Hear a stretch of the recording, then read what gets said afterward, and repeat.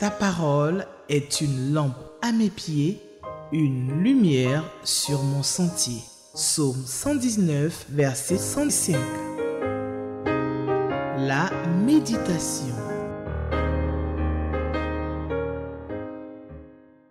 Bonjour et shalom à vous, chers téléspectateurs de la télévision de l'Espérance. C'est là où se trouve, bien sûr, la vie. Alors, vous êtes à votre émission Méditons ensemble avec la Ligue pour la lecture de la Bible Côte d'Ivoire. Et nous sommes là pour réfléchir sur les Saintes Écritures. Le texte que nous propose le lecteur de la Bible adulte, édition 2025, se trouve dans le livre, la lettre aux Hébreux, le chapitre 3, du verset 7 au verset 19. Avant de lire ce beau texte, nous allons prier. Je vous invite à prier avec moi. Seigneur, s'il te plaît, viens et instruis-nous dans ta parole avec l'assistance de ton esprit, au nom de Jésus-Christ. Amen. Alors, pendant que vous cherchez votre texte hébreu, le chapitre 3 du verset 7 au verset 19, moi je l'ai devant moi, ouvert ma Bible. Donc je vais vous faire un petit aperçu des deux premiers chapitres que nous avons lus. Au début de sa lettre, l'auteur de l'épître aux Hébreux démontre que Jésus-Christ est supérieur aux anges et aussi supérieur aux prophètes, notamment à Moïse. De plus, son sacerdoce, le sacerdoce de Jésus-Christ, est parfait. C'est-à-dire sa mission. Parce que cette mission a abouti au don de sa personne en sacrifice expiatoire pour le péché de quiconque veut reconnaître donc ce sacrifice. Et il s'est donné en rançon pour le rachat de l'humanité qui était perdue par le péché. Homme par sa naissance sur terre, bien sûr, il est avant tout le Fils unique de Dieu, par qui le monde a été créé. Et le Père céleste l'a établi héritier de toutes choses. Et même les anges de Dieu l'adorent. Dans ces derniers temps, c'est-à-dire depuis qu'il est venu, bien sûr, Dieu nous a parlé, nous dit l'auteur, par son Fils, c'est-à-dire Jésus-Christ. Ainsi, ne devons-nous pas négliger le message de salut dont Jésus-Christ est le porteur, mais plutôt, nous devons nous y attacher fermement, jusqu'à la fin, en vue d'être bénéficiaires de la gloire éternelle. Notre texte de ce jour nous exhorte, bien sûr, par le Saint-Esprit, à ne pas endurcir nos cœurs face au message du salut que nous avons, bien sûr, dans la Bible. Et nous ne devons pas non plus nous laisser séduire par les attraits du péché au risque donc de manquer le chemin du ciel. Alors, deux questions nous sont proposées par le lecteur pour nous aider à comprendre donc ce texte que nous allons lire. La question numéro 3, y a-t-il un exemple à suivre ou à ne pas suivre?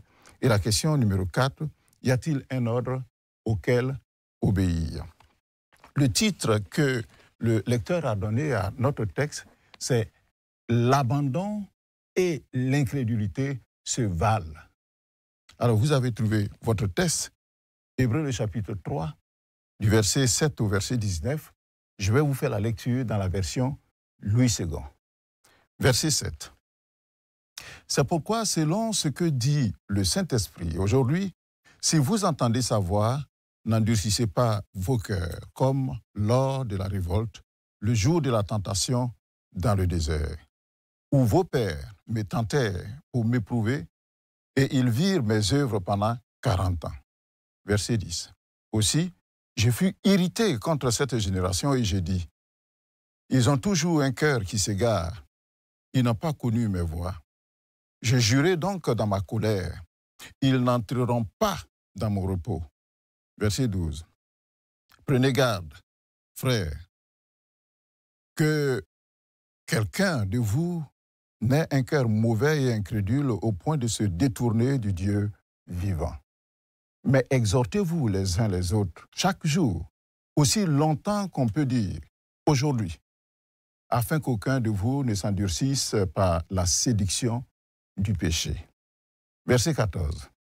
Car nous sommes devenus participants de Christ, pourvu que nous retenions fermement jusqu'à la fin l'assurance que nous avons au commencement. Pendant qu'il a dit, aujourd'hui, si vous entendez sa voix, n'endurcissez pas vos cœurs, comme lors de la révolte. Verset 16. Qui furent en effet ceux qui se révoltèrent après l'avoir entendu, sinon tous ceux qui étaient sortis d'Égypte sous la conduite de Moïse, et contre qui Dieu fut-il irrité pendant 40 ans, sinon contre ceux qui péchaient, et dont les cadavres tombèrent dans le désert. Et à qui jura-t-il qu'il n'entrerait pas dans son repos, sinon à ceux qui avaient désobéi. Verset 19 enfin. Aussi, voyons-nous qu'ils ne purent y entrer à cause de leur incrédulité. Amen. Je reprends le titre que le lecteur a donné. L'abandon et l'incrédulité se valent. Peut-être il serait intéressant, j'ai trouvé d'ailleurs cette définition du lecteur, du commentaire du lecteur, donc pour le texte de ce jour, très intéressant, que je vais vous lire sur l'abandon et l'incrédulité. Il est dit dans le lecteur que ces deux états ont la même racine. Parce que l'abandon est la situation d'une personne qui, après avoir connu la vérité, relâche et laisse tout tomber. L'incrédulité est quant à elle la situation d'une personne qui n'accepte pas la vérité du salut de Dieu. Alors, ces deux états, bien sûr, prennent leur racine, nous dit le commentaire du lecteur, dans le cœur de l'homme. Alors, nous allons répondre donc à la première question qui nous est posée, la question numéro 3. Y a-t-il un exemple à suivre ou à ne pas suivre? Notre texte, nous l'avons lu, nous rappelle de mauvais exemples laissés par le peuple d'Israël à sa sortie d'Égypte, dans le désert, bien sûr, sur le chemin de Canaan, la terre promise. Que s'est-il passé dans le désert? Les versets 7 au verset 11 que nous avons lus dans notre texte sont une citation du psaume 95. À partir du verset 7 aussi jusqu'au verset 11. Il y a une similitude. Alors, nous allons le lire d'ailleurs, psaume, le chapitre 95, à partir du verset 7, je vous lis. C'est le Seigneur qui parle, la partie B. Il a dit ceci. « Oh, si vous pouviez écouter aujourd'hui sa voix, n'endurcissez pas votre cœur comme à Mériba, comme à la journée de Massa dans le désert, où vos pères me tentèrent, m'éprouvèrent, quoi qu'ils vissent mes œuvres. Pendant 40 ans, j'eus cette race en dégoût, et je dis, c'est un peuple dont le cœur est égaré. Ils ne connaissent pas mes voies. Aussi, je jurai dans ma colère, ils n'entreront pas dans mon repos. » Voici donc ce texte du psaume 95 que l'auteur aux Hébreux nous reprend ici. Alors, ces événements de Mériba et Massa sont des exemples d'incrédulité des ancêtres du peuple d'Israël qui, dans le désert, ils se révoltèrent assez régulièrement contre l'Éternel, leur Dieu, et contre Moïse, son serviteur. Après avoir quitté l'Égypte et traversé la mer Rouge que Dieu avait fendue et asséchée, les Israélites se sont trouvés dans le désert et leur gourde qui contenait de l'eau était vide parce qu'ils étaient dans le désert. Alors, ils s'en sont violemment, j'allais dire avec véhémence, pris à Moïse qui, sur l'ordre de l'Éternel, a frappé un rocher, ce rocher s'appelle Horeb, et qui a fait jaillir une source d'eau, et puis ils ont pu boire cette eau. Exode, le chapitre 17, le verset 7, nous dit que Moïse donna à ce lieu où il a frappé, bien sûr, le rocher.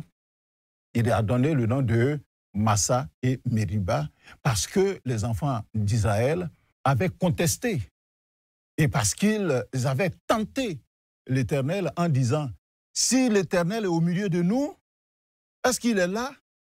Pourquoi il ne fait pas? Il est là ou bien il n'est pas là? Ah, c'était une tentation. Par ailleurs, l'auteur de la lettre aux Hébreux, ce texte donc que nous avons lu, nous rappelle aussi un autre fait, une autre rébellion plus grave qui eut lieu à Kadès Barnéa.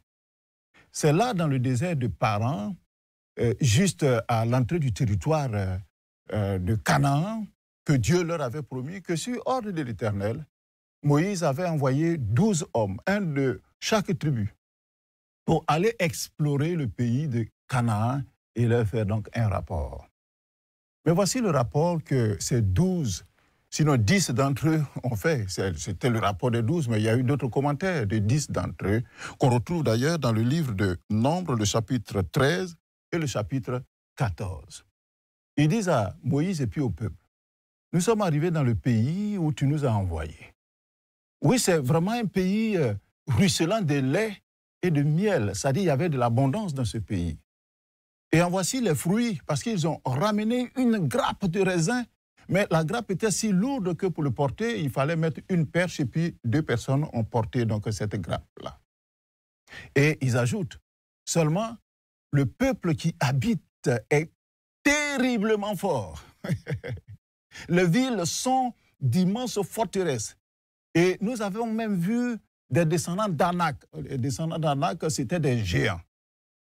Alors, les 10 sur les 12 qui sont partis explorer le pays, ils disent à Moïse et puis aux enfants d'Israël, nous ne sommes pas en mesure d'attaquer ce peuple de géants, car il est plus fort que nous. La pire est que ce peuple-là, si nous allons mourir. Et puis ils disent, si seulement nous étions morts en Égypte, au moins ça valait mieux, mais tu nous as fait venir ici pour mourir dans le désert. Alors, ils disent, mais nous, mieux vaut retourner en Égypte. Quelle incrédulité! Parce que celui qui a ouvert la mer Rouge, qui a séché et puis ils sont passés, mais c'est le même Dieu qui les suit. Et puis, c'est lui qui a fait périr toute l'armée de l'Égypte et même Pharaon. Alors, ce que Dieu reprouve dans la vie de l'homme, il y a le péché. Mais deuxième chose que Dieu reprouve encore et qui est grave, c'est l'incrédulité. Ah, l'incrédulité. Notre texte nous donne quelques germes qui ont conduit les enfants d'Israël donc à cette incrédulité et puis à endurcir donc leur cœur. Le verset 8 que nous avons lu nous dit que les enfants d'Israël ont été tentés. La tentation est un germe de l'incrédulité. Et comme ils ont été tentés, ils ont succombé à la tentation dans le désert. Le désert, c'est le lieu où il y a des difficultés.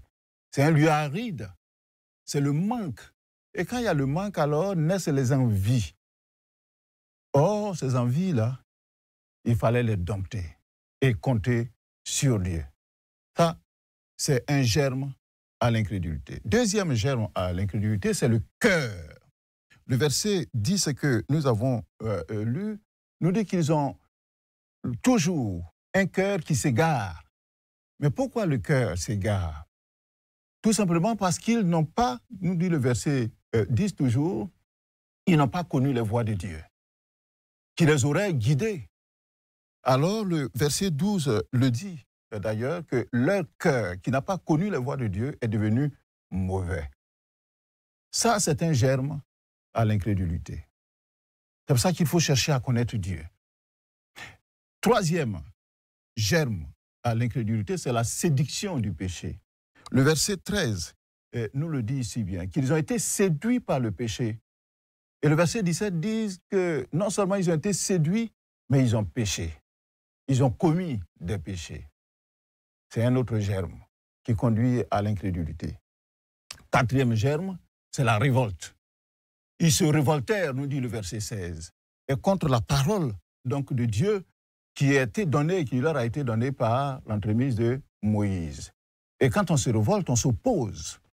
Et le verset 18 que nous avons lu, l'avant-dernier verset, nous dit qu'ils ont été désobéissants finalement. Ils ont désobéi à Dieu.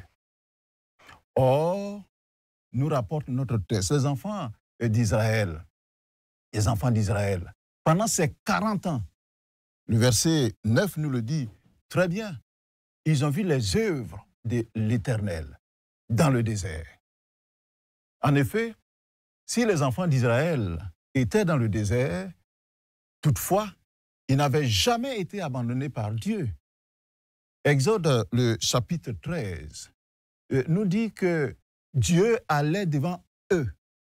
Le jour, Dieu se présentait dans une colonne de nuée. Donc, ils voyaient cette nuée qui était là, qui représentait la présence de Dieu. Et cette nuée les guidait pour leur montrer le chemin à suivre. Et la nuit, cette colonne donc, de nuée se transformait en colonne de feu qui les éclairait. Mais donc Dieu était là. Dieu n'était pas absent dans le désert. Quelquefois, nous pensons que dans nos problèmes, Dieu n'est pas là. Non, Dieu est là. Il nous suit, il nous regarde, il compatit et il est prêt à nous aider. Alors, les enfants d'Israël ont été même nourris dans ce désert. Il a dit qu'ils recevaient de la manne, qui était un gâteau au goût de miel, donc ça devait être agréable à manger. Et cette manne tombait du ciel et chaque jour, ils pouvaient en ramasser et manger, nous dit Exode, le chapitre 16. Ils ont mangé de cette nourriture jusqu'à l'entrée de la terre promise, c'est-à-dire jusqu'à Canaan. Alors, les peuples qui s'opposèrent aussi à eux, qui étaient aussi vigoureux, de grands guerriers, le Seigneur les a vaincus pour les enfants d'Israël. Donc Dieu combattait pour eux. Mais malgré tout ça, les enfants d'Israël étaient incrédules, d'un cœur mauvais, de sorte qu'ils se laissèrent séduire par le péché. Et puis leurs cœurs s'égarèrent. Et finalement, ils se révoltèrent contre Dieu et ils désobéirent à Dieu, nous dit notre texte. Alors, la conséquence de ces agissements, c'est-à-dire la désobéissance, le péché, l'endurcissement du cœur, l'incrédulité, la conséquence est répréhensible. Et puis, cette conséquence, bien sûr, est catastrophique. Elle a été catastrophique pour le peuple d'Israël pendant ce désert-là. Le texte nous donne quelques éléments des conséquences de ces agissements. Le texte nous dit au verset 10 que la colère de Dieu s'enflamma donc contre eux, que Dieu fut irrité contre cette génération. Le verset 11 nous dit que parce que Dieu a été irrité par leur comportement, alors il y a eu une sentence qu'il a prononcée. Le verset 11 nous dit que Dieu a juré dans sa colère que cette génération n'entrerait pas dans son repos. C'est-à-dire n'entrerait pas en terre promise pour bénéficier de tout ce qu'on a décrit tout à l'heure, toutes les richesses donc de ce lieu-là.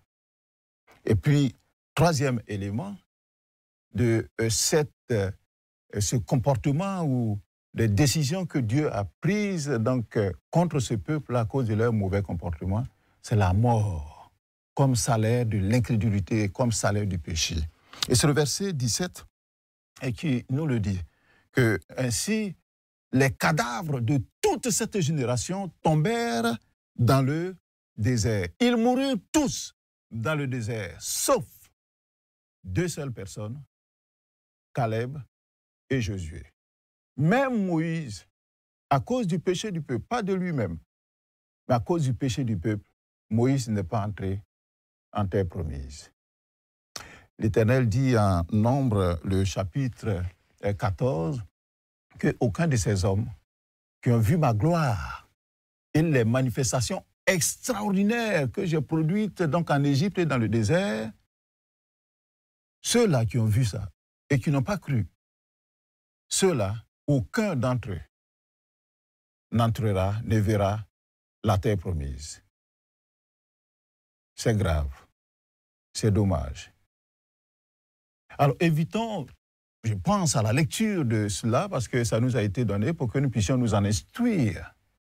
Évitons de provoquer la colère de Dieu par notre incrédulité et par l'endurcissement de notre cœur, car la suite pourrait être redoutable et regrettable à jamais. Ce mauvais exemple d'incrédulité, de révolte et de péché des enfants d'Israël dans le désert est donné ici par l'auteur à la nouvelle génération des Hébreux. Et c'est ça l'objectif donc de la lettre aux Hébreux, afin que leur cœur et leur comportement ne soient pas semblables à ceux de leurs ancêtres.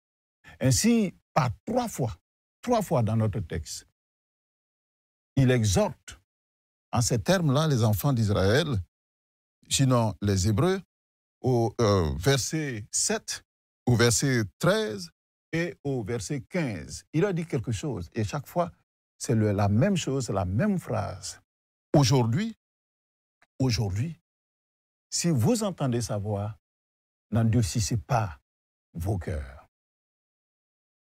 Il s'agit d'un avertissement donné par le Saint-Esprit. Et cet avertissement qui est donné aux Hébreux, il est aussi valable pour nous, aujourd'hui, à notre temps, au XXIe siècle. Nous aussi, chrétiens ou pas, nous sommes concernés par cet avertissement. Si vous entendez la voix de Dieu, la parole de Dieu qui vous est prêchée, il ne faut pas endurcir son cœur. Et nous, les chrétiens, surtout, qui sommes devenus participants de Christ, c'est-à-dire nous avons reçu la grâce de Dieu, nous ne devons pas endurcir notre cœur. Alors, chers téléspectateurs, je vous répète donc cette phrase qui revient itérativement dans notre texte. Aujourd'hui, si vous entendez sa voix, la voix du Saint-Esprit, la voix de Jésus, par sa parole donc qui est prêchée ou que vous avez lue, n'endurcissez pas vos cœurs, mais retenez fermement et avec assurance le message du salut en Jésus-Christ. Mais que veut dire très exactement endurcir son cœur? La Bible parle du cœur comme de quelque chose de précieux. C'est précieux, le cœur comme organe pour notre organisme. Quelqu'un me disait en début de cette semaine, parce que nous avons fêté mondialement la journée du cœur. Le cœur, c'est là où commence la vie de l'embryon, dans le fœtus, dans le corps donc de la mère. Le premier organe qui se forme, c'est le cœur. Et le dernier organe, d'ailleurs, qui met fin à la vie, c'est le cœur. Et la Bible nous dit, pour ce qui concerne bien sûr notre sensibilité, que nous devons garder notre cœur, préserver ce cœur-là à tout prix, demeurer attentif, ouvert, reconnaissant et étant toujours prêt à faire les ajustements nécessaires, les ajustements qui s'imposent, même si cela implique donc qu'il faut se repentir, c'est-à-dire éprouver du remords parce qu'on a fait quelque chose, et puis changer de manière d'être et de vivre. Proverbe, le chapitre 4 et le verset 23, nous dit qu'il faut garder son cœur plus que toute autre chose. Garder son cœur. Car de lui viennent les sources de la vie. Je vous ai dit tout à l'heure que la vie commence dans le cœur. Mais aussi pour notre compréhension, notre entendement, nos sentiments, la vie commence là. Alors nous devons donc tous surveiller notre cœur, qui est naturellement incrédule, mais nous devons le surveiller afin d'être en mesure de bénéficier des bonnes choses que le Seigneur nous réserve, et ici-bas, et dans son ciel. Matthieu, le chapitre 13, le verset 15, nous dit que le cœur de ce peuple, ce Dieu qui s'en plaint, est devenu insensible. Et beaucoup de nous ont un cœur insensible. Ils ont endurci leurs oreilles. Ils ont fermé leurs yeux, de peur qu'ils ne voient de leurs yeux, qu'ils n'entendent de leurs oreilles et qu'ils ne comprennent de leur cœur, qu'ils ne se convertissent et que Dieu ne les guérisse. Ils ne veulent pas de tout ça. Ils ne veulent pas que Dieu les guérisse. Alors pour cet endurci, les Israélites sourds à la voix de l'Éternel, ont été interdits d'entrer dans la terre promise, le pays regorgeant de lait et de miel. Aussi devrions-nous prendre garde à nous, afin que nos cœurs ne s'endurcissent pas par la séduction du péché qui rend incrédule. Afin de ne pas être endurcis, voici quelques conseils que notre texte, d'ailleurs, nous donne. On va le parcourir très rapidement. Et il est dit au verset 9 que nous ne devons pas tenter Dieu pour l'éprouver. Tenter Dieu, c'est du genre, si Dieu ne me donne pas ça ou bien ne me fait pas ça, alors moi, bon, je peux me permettre donc de pécher. Non. Le verset 10, pour ne pas donc endurcir son cœur, il a dit qu'il faut chercher Dieu, connaître les voies de Dieu. C'est parce qu'ils ne l'ont pas fait, les Israélites, qu'ils se sont égarés. Le verset 12 nous dit qu'il faut prendre garde à ne pas avoir un cœur mauvais et incrédule. Parce que si c'est cela, on cède à la séduction du péché. C'est le verset 13 donc, que tu le dis. Donc ne pas céder à la séduction du péché. Aujourd'hui, le monde nous fait miroiter beaucoup de choses, beaucoup de péchés, beaucoup de mauvaises choses autour de nous. Non, il ne faut pas céder à la séduction du péché.